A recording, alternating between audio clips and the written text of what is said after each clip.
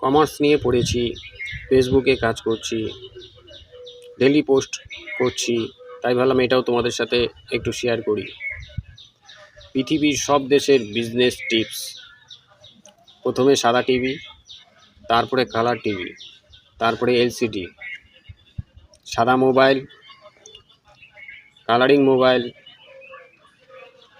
Screen touch mobile, iPhone, এগুলো সব হচ্ছে দেশের বিজনেস। প্রথমেই কালার টিভি লঞ্চ করবে না, তাহলে সাদা টিভি চলবে না।